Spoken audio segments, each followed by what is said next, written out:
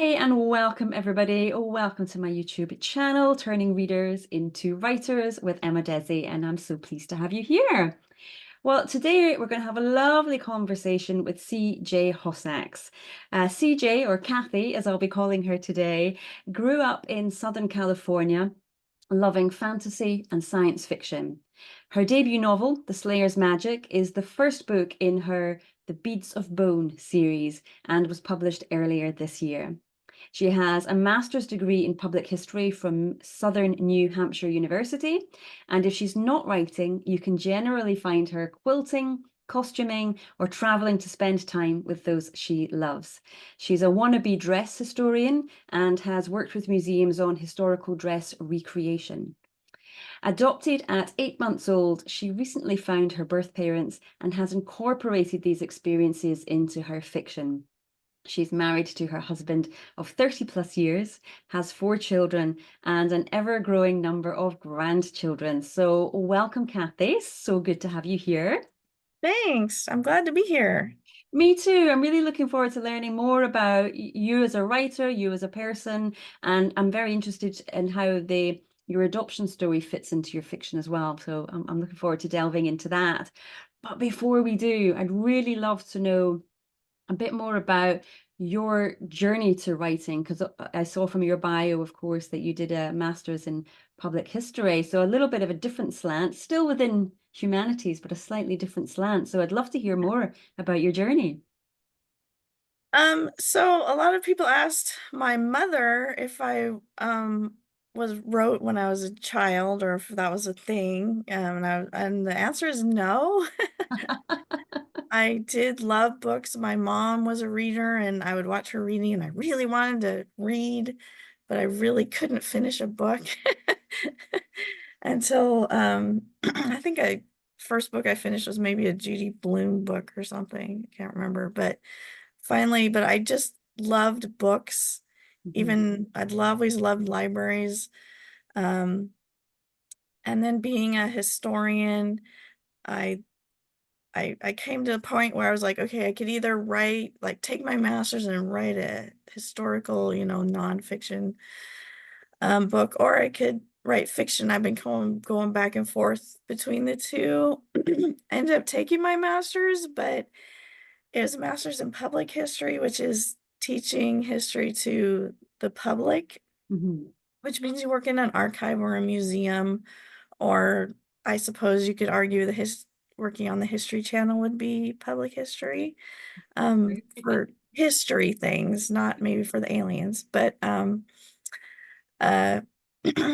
and the master's thesis that I did was actually an online exhibit. So it wasn't exactly a book. It was a 60-page research paper and an online exhibit. So I had 20 plus years ago when my children were very small, I had decided I wanted to write a book. And I was just going to go the fiction route at that time because going back to school wasn't an option. And so this was pre-internet. Well, it was there, but it wasn't what it is. Yeah. And so I sat at my computer every morning before my kids got up and wrote. And when I got to the end of it, I was super excited, printed it, gave it to all my friends, had everybody come over so we could they give me like feedback and we could talk about it. And no one could finish it. Oh gosh, okay. Because it was a rough draft, Mhm. basically. And I knew nothing about writing fiction. I My bachelor's was a history degree. It was not a fine arts English degree. I knew nothing about how to fix it. Mhm. I'd worked really hard already and didn't want to fix it. Uh, so I just, what my takeaway at that time was, well, I'm just not a writer. Like I can write academic historical paper, but not not fiction. Mm-hmm. And I was kind of heartbroken and really discouraged. But I gave up. Some of my other friends were writers, and I was really jealous of them continuing to write. And so I wasn't maybe super supportive for them.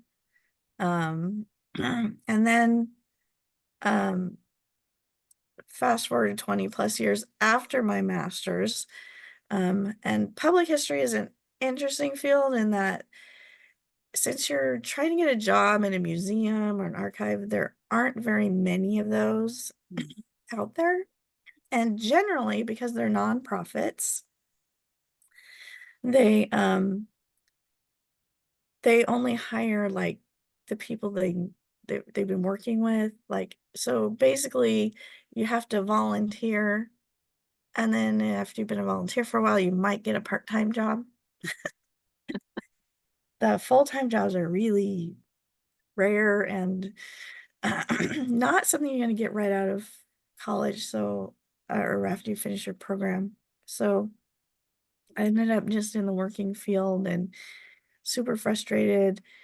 Tried to get a job as a teacher, but there's no alternative route to licensing in Washington State, so I couldn't teach in the public schools. I really wanted to teach at a community college, but because I had taken my degree online, I didn't have any experience writing Oh, curriculum. it feels like it was all kind of conspiring against you. Yeah. So um I happened to stumble upon YouTube videos. Well, it's a long little process there. I won't get all into it, but I happen to know about this author. I happen to know he taught at a university. I happen to know I didn't know that he had recorded those lectures and posted them on YouTube that you can watch for free. So I just happened to stumble upon it and was like, oh, that's interesting because I like this author a lot. And I clicked on it and I watched it and I was like, my mind exploded. It was like, oh, I am a writer, because it was like, he's like, well, you don't sit at a piano having never touched one before and play a concerto, Mhm. right? You Mhm. have to practice. And then it all clicked into place. The reason was unsuccessful in my first novel was I didn't know how to revise. I didn't know how to edit. I didn't know any of this process. But hey, here's the internet now, and you can learn all of that. Mhm. Isn't that amazing? Yeah, that's it. And I think there's a lot of writers who are in the midst of or have certainly been through what you've been through as well and not kind of understanding or seeing it around them, that actually that frustration, the ups and downs of that process, that's part and parcel of it, isn't it? That's just a natural part of it. And then often we do say to ourselves, well, if I'm finding it this difficult, I'm clearly not meant to do it. I shouldn't do it because it's too hard.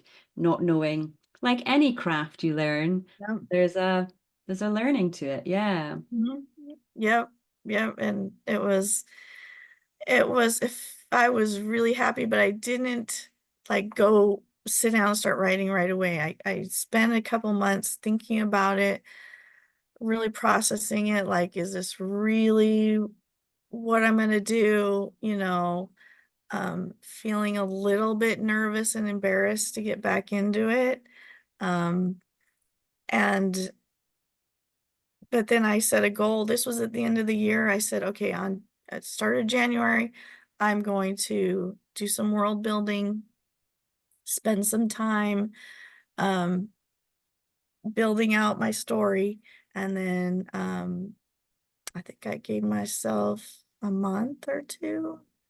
And so come the 1st of February, I think it was, I'm I'm just gonna start writing. I'm gonna give myself a month to figure this out, and then I'll start writing 1st of February, and that's what I did. And fortunately, at the time, I happened to have this temporary job that was basically just letting people in the door, like security kind of. It was Mhm. a receptionist job. And they were like, we don't care what you do when you're not, letting people in or whatever, signing them in. So, you can read, you can watch movies. We don't care. I'm like, I'm gonna write. Yes, yes.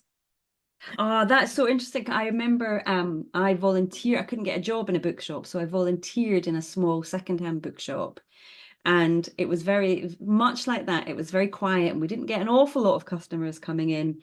And so, yeah, I'd get out my notebooks, and in those quiet times, that's when I would read because there's no other distractions, is there? You're like, you're there. You have to, that's all Mhm. you can do.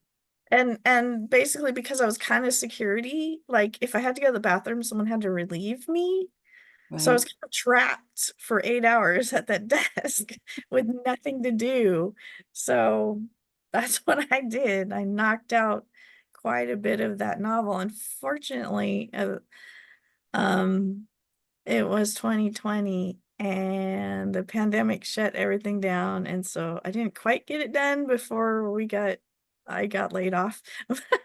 But But you I got got most of it a huge done. chunk of it, yeah. Yeah. I get it done. Well, and you're not alone in that, and neither was I. There's a lot of writers, traditional indie, mid-career, at the beginning of their career, who are also working and writing when they can in their spare time. A lot of people are teaching others how to write, whether it be in a college and university or like I do online. So I think we're in good company there when we're working to keep life going, but at the same time doing our writing. And kudos to you, by the way, for getting up. And your bio, you said you've got 4 kids, so getting Mhm. up early before the children are up, that is, I know that's not easy, especially if you've got kids who don't sleep well. So I'm very impressed with your dedication to getting that done. Yeah. Yeah, yeah. That's why it was so heartbreaking. Mhm. But that novel, it's often what I say to people, it's the apprenticeship novel. And sometimes we need to do several apprenticeship novels before we find the one that is the right fit for us, or we're feeling confident enough to then put that book out. So that was your apprenticeship, which everyone's got to serve at some stage. I just wish I'd understood that more and had had that Yeah. The internet's knowledge. changed so much for us, hasn't it? Given us Yeah. access. So just 2 things I wanted to pick up on what you were saying there. First of all, can you remember who the author was who was doing the online classes that you watched on YouTube? Now, Brandon Sanderson. Aha, I did wonder if it might be him. So I'll be sure to find the link to that and put that up for others. And just the power of the deadline. You gave yourself a deadline to say 2 months is what I'm going to do doing the prep work for this, and then 1st of February I'm going to start writing. And that sounds like that worked for you. That was it was like the hard stop for you, and you held yourself accountable to that.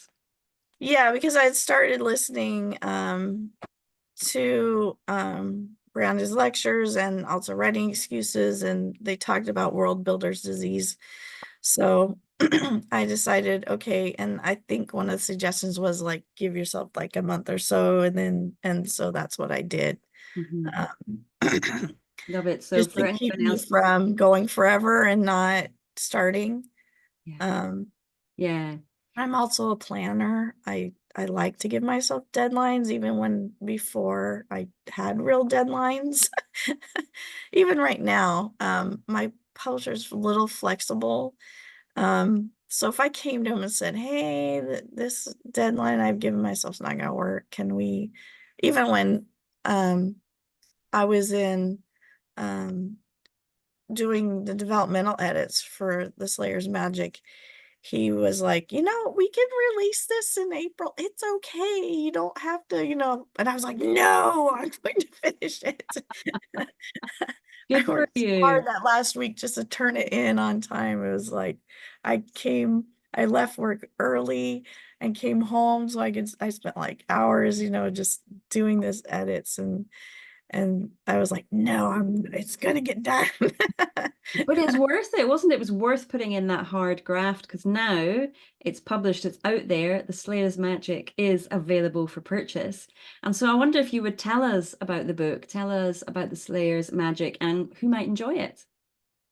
So, so originally my idea was, I had written a short story during that time when I had written that novel, 20 plus years ago, and it was kind of about me and my brother and the silly things we do, when the parents would go out for the evening. Um, and everybody, that was the one story that everybody really kind of liked. And I'm like, I want to expand on that. I want to maybe write a series of stories with these characters, just have me like little fun things, maybe like short little middle grade books or something. And then I kept listening to Brandon and I decided that it needed to be a fantasy, and then it started having magic and we started. So since one of the characters was me, because that's the way that the story kind of came about, I'm like, well, I'm adopted. Um, what would be an interesting magic for someone who's adopted? So I decided that this magic had to be hereditary, but you had to prove your bloodlines in order to gain the magic. You had to like submit paperwork like this is my family, like a family history, like a family tree. And so, and because of my public history degree, then we have to have a library and where you do this research, library slash archive slash museum, sort of, where they kind of all of those things in one. And so you have a girl who is adopted. Her family really loves her. I didn't want this orphan type thing going on. Her family wanted her, loves her, cares about her, but everybody in her community, now not the whole world, but everybody in her little community, her little world uses magic and she doesn't. And so she really wants that because she feels like an outsider. She feels like she doesn't really belong. Mhm. Um, and so she embarks on a little bit of a journey, um, kind of against her mother's wishes, um, to find her way into the library so that she can find her birth family. Uh-huh. And lots of lots of uh, mystery and intrigue and ensue from there. And so, the girl or yourself and your brother, were you both adopted, and in your story, were both children adopted? Actually, technically, my brother is, I have, my family is, there's two brothers in the story and two brothers, well, actually kind of three, but um, my adopted brother, he's 13 years older than me, my adopted mother's son. The brother that I'm talking about and the brother that's in my story technically isn't my brother. Our parents dated for a very long time, and Ah. so but he's only 2 years older than me, and we kind of grew up together, and he's the one I have shared history with. So that's who he is, and that's the way it is in the book as well. Our parents are dating, Uh-huh. and they get to know each other and find each other, That's such and a lovely testimony to how well you got on, and that you were there for each other, and in all but name you were brother and sister. So it's lovely. And so that sounds like that was really important to you, to incorporate the adoption part of your life into your story. um and I guess that makes sense, because certainly for myself and most writers that I meet, their first few books, there is a strong autobiographical element to it. It's often the thing that's kind of um starts the story idea off in the first place. yeah. Um, so I love that you've incorporated that, and that's book one, and that starts the mystery off. So does will the themes kind of still be that in that? Will the theme still be adoption throughout the whole series, or was that kind of for book one that you were looking at that? Yeah, it's still the overarching, like what they call umbrella arc for the series is that. Now what happens in the library and things that go on is per book. So um in the first book, Rin, that's my main character's name, her teacher is after a certain journal that has information that might lead to some beads of power. So my magic is conveyed through some beads from ancestor bones, and they're looking for a certain set of beads, and so he ends up using his students to do the research for him, so that it kind of flies under the radar of the library. And so that's kind of book one. And then book two, we get introduced. There's a mystery going on in the library. Somehow the magic around the library keeps and pests out and other things. You can't do magic in the library. There's like this magical barrier around it to help preserve the library. But pests start showing up in the book. In fact, the opening scene, a mouse is in the library, and this should not be possible. And we're going to figure out why that is and what happens. So she's still in the process, the whole adoption and working out her birth family stuff in the background of things that are in the forefront with the librarian and what's happening there. And Oh, fantastic. And so, yeah, you didn't say, but this sounds like it's a middle grade book. it is young adult. Originally, the first draft, that draft I wrote at work, was middle grade. Then I went on to write book two and book three before I sold book one. Right. And I kind of knew book two and book three were more YA. Right. And I knew that that was a problem, but I was hoping I'd get away with it. And and then my publisher was like, I think it'll be okay. And then he read the first draft and went, take this out, take that out, take this out, take that out. And I read it, and I went back and rewrote it. I reread it. I hadn't read it for like 3 years. And I was like, oh, well, the voice is all wrong. It's very middle grade. It's too young. It doesn't match with the other books. So I went back and completely rewrote it from scratch. Oh, wow. Oh, big job. Big job. So that's really interesting that you're talking about the different voice, how your voice as an author has evolved, and presumably your kind of confidence as an author has evolved as well. And how interesting for you to see that in the three different books, the progression. Yeah, well, it was more like when I wrote the first book, I was thinking middle grade. I was thinking like my protagonist was like 11, 10, 11 years old. And so I put myself back into my 10-year-old me as best I could, which is rough the older I get.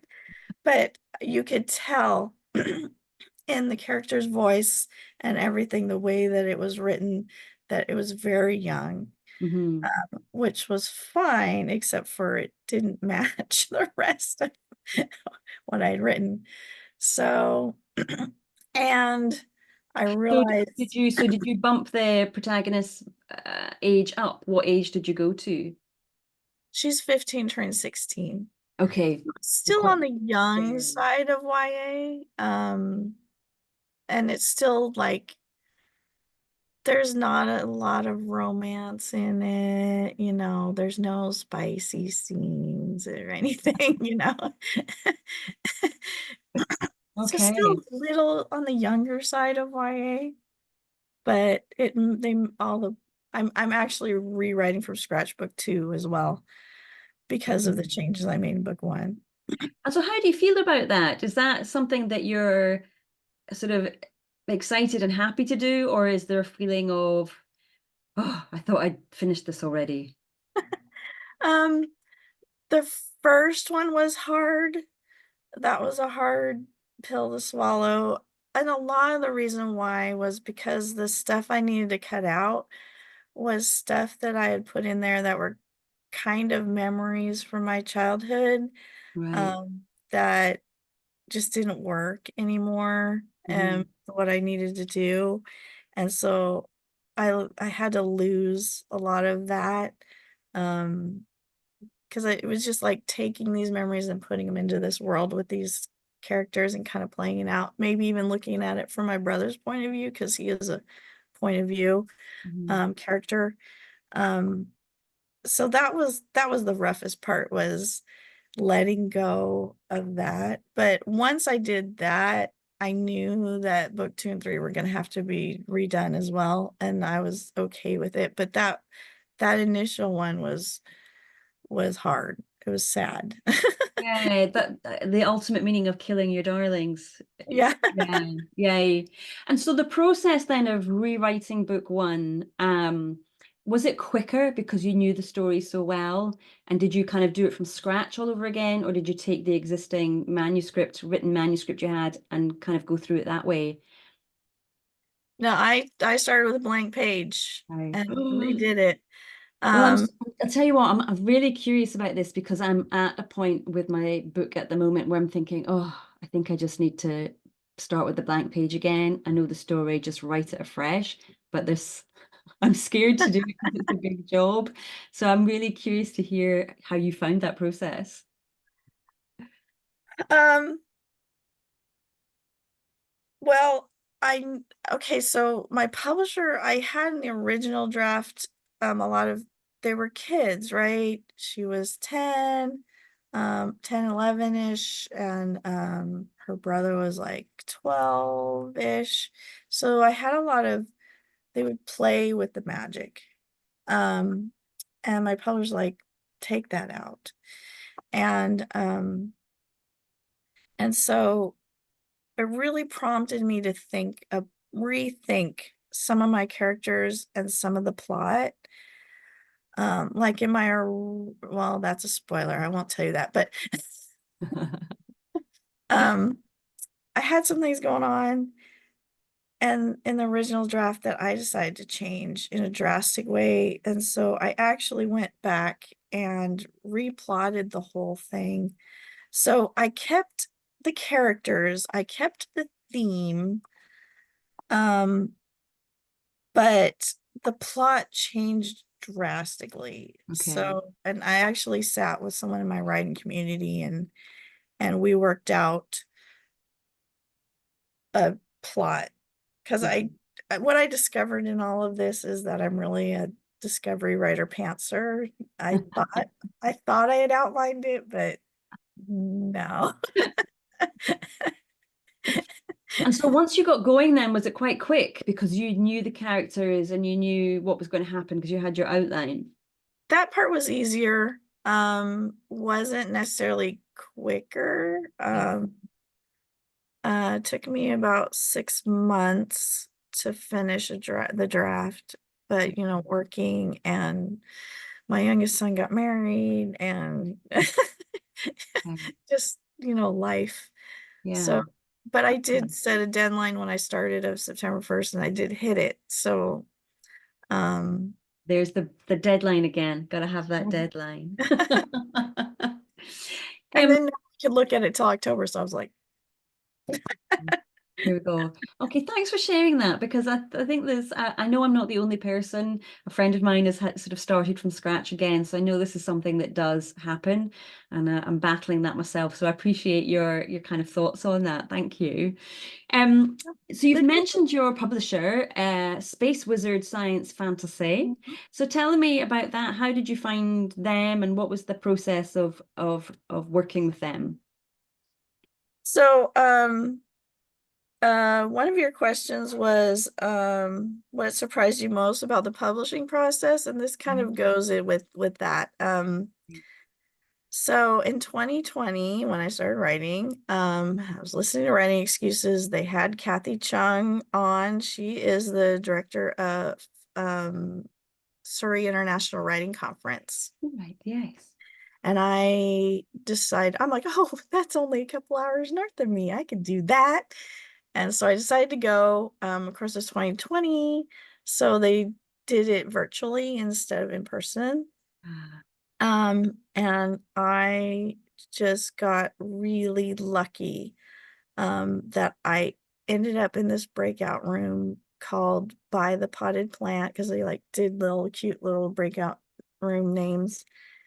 And I got swept up into this community. They formed their own Discord, and they have been everything. So my biggest surprise about publishing is, at least in my experience, um, you need a community. You need and it doesn't, I mean, it doesn't have to be from a conference, but it could be, if you go to a workshop or a retreat or a convention, whatever. Um, and I know it's really hard being introvert. I was just really lucky mm, that they just, because I was sort of just lurking in the Zoom background of these breakout rooms, but they just brought me in, and it took a good year or two because it's really hard to get to know people virtually. yeah.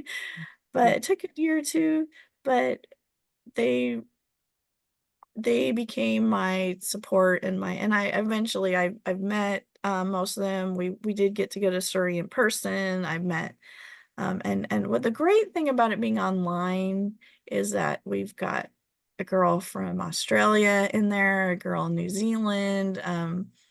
One of the guys was living in Mexico for a while. I think he's living back in the States now, but um, just people from all over um, supporting each other. And so there was a guy on there who was putting together an anthology, and he was like, um, I need more diverse authors than what we've got. Is anybody who would write something? And I was like, I was in middle of writing book 3, I think, the first draft.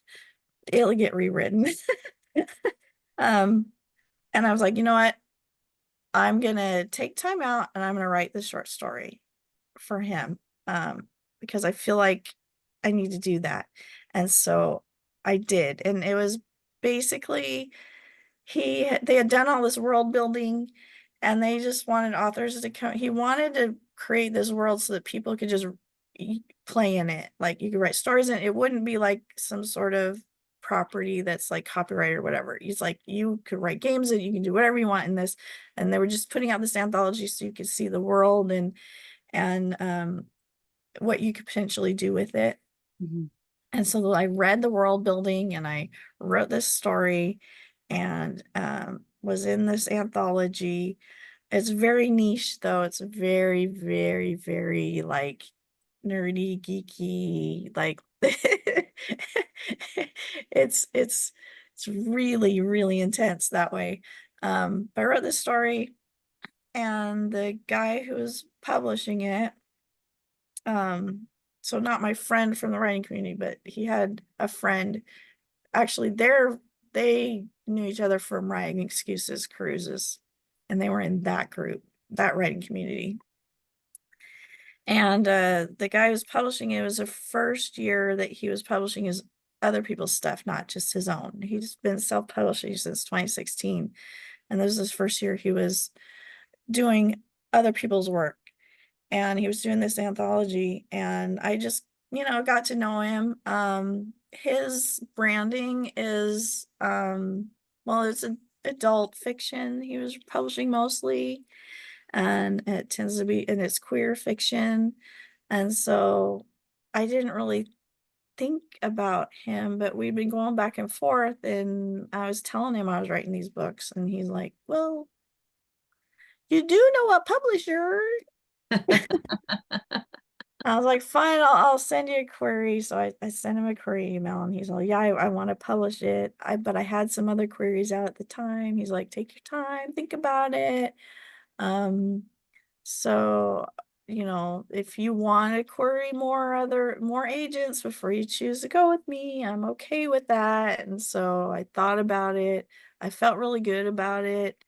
Um, the other queries I had eventually didn't pan out. So um Sounds I like serendipity that you came together. He was looking to kind of broaden his remit, and you were looking for somebody, and so it yeah. was a match made in heaven, it sounds like. Yeah, yeah, and he's a great guy, and I spent like I don't know, like our writing community often gets together Monday nights and like has a video chat, and I was up way too late one night just chatting with one of the guys about trying to decide, you know, do I go indie publish?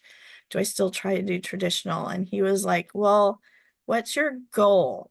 You know, is your goal to be in the have your book on the bookshelf in the store, have the, you know, signings and all the trappings of traditional publishing, or is your goal to get your story done? And I was like, I want my story done. Because I mean, he said to me, well, you know, you could potentially, you know, sell the first book and then it doesn't do well, and then the publisher may, you know, not publish the rest of your series. And I was like, ew, that's true. Yeah. So I decided to go with Bill and Space Wizard because of that. Sorry, I was listening, but my cats wanted let out. So That's I fine. apologize. Um, so that is I think you mentioned their community and how important that's been and how that led on to building this relationship and then finding the right agent and publisher for you. So just a message to all the extroverts out there, be patient with us introverts. It's not always easy for Yeah. us, but it's worth it in the long run. Yeah, Yes. in the long run. Yes. Yeah. And if you're an introvert, find a way to find people. I know it's really hard. Um, you know, but like it's at Surrey, they encourage you, you know, we have lunch together, you sit at tables with people, they encourage you to connect, you know, and that's really, even though you're an introvert and you like writing by yourself, which I do, you know, is Mm. having a community, having that support. I've got people who in my community who know my writing, are really good at feedback. You know, we've got people, I know who to go to. Like there's one girl, she's really good at poking holes in your world building. Like, well, what about this? What about that? What is, you know, like everybody has their little thing that you really love. Like my one friend, he's really good at plotting. He's not great at reading your stuff, but I could sit on the phone without hours with him and we'll just plot out my whole novel together. You know, like everybody has their little talent, and it's just so great to have them, Mhm. you And it know, doesn't have to and be a lean on huge them. community. It can just be a nice small community if that's what you're Yeah. most comfortable with. But yeah, to have those voices to bounce around with and get feedback from and fresh ideas coming in as well. That's so And the valuable. conversations we have are wild sometimes being writers. Well, listen, Kathy, we are coming to the end of our time together. It's really flown past, I have to say. I've really enjoyed this conversation. So you're working on book 2 now, is that right? Mhm, mhm, yeah, Fabulous. Okay. And so a little where over halfway. okay, yes, the hump, the hump. So where Yeah. can listeners find out more about you and your books? Um, I have a website, cjhosack.com. Um, and you can find links on the front page. My son did a great job on my website. Yay. For finding my books on Amazon and Barnes and Noble. Um, I have a little bit, I think, on there about the next book coming up, and also about the anthology that I was in. Fantastic. Um, you can find me on Twitter, CJ Hosack, on Facebook, on Instagram, CJ Hosack. Brilliant. Um, I tend to I tend to lurk on Twitter. Um, Instagram is really where I put my focus on posting stuff. Um, and of course, Space Wizard. You can find my book on Space Wizard. Bill has a bunch of really great books that you can find as well. There you can find the anthology Brilliant. and yeah. Yeah, I will link to all of those. I'll make sure that our listeners can find those and find your books. That's wonderful. CJ Hosack, thank you so, so much for joining me today. It's been a Yeah, you're welcome. It was awesome. Thank you so much for having me.